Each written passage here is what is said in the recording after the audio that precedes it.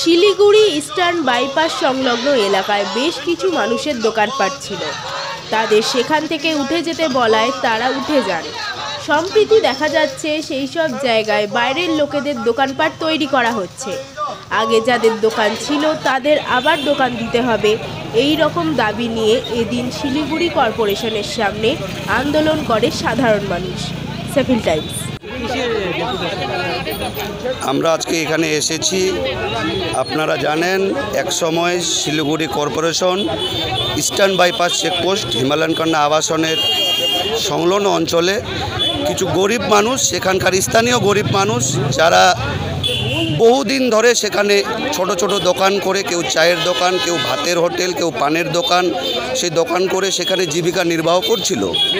Corporation সেই দোকানগুলোকে জোরপূর্বক সেখানে ভেঙে দেয়। ইদানিং আমরা এখন লক্ষ্য করছি সেখানে শিলিগুড়ি মিউনিসিপ্যাল কর্পোরেশনের বোর্ড লাগিয়ে সেখানে নতুন করে পাকাপোক্তভাবে অনেকগুলো দোকান বানানো হচ্ছে।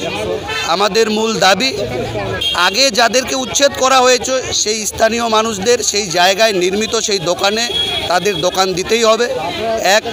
এবং আমরা বিভিন্ন মাধ্যমে জানতে পারছি সেখানে কিছু মানুষ টাকা কড়ির লেনদেন করছে, গরিব ব্যবসায়ীদের কাছ থেকে বিভিন্নভাবে টাকা তোলার চেষ্টা হচ্ছে। আমরা শুনতে পাচ্ছি বিভিন্ন ব্যবসায়ী সংগঠনের নাম আসতেছে।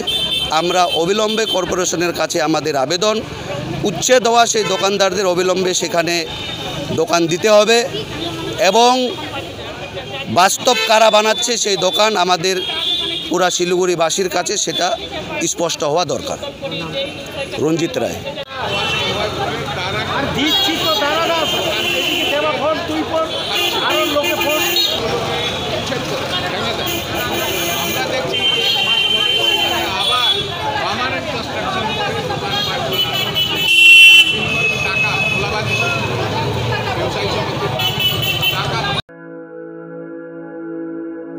আপনি কি জটিল কিছু সমস্যায় ভুগছেন, সমাধান পেতে চান?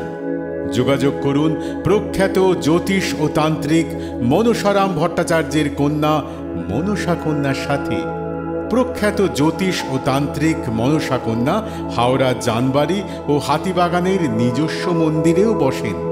যোগাযোগ 9830106967 আর 9239655323।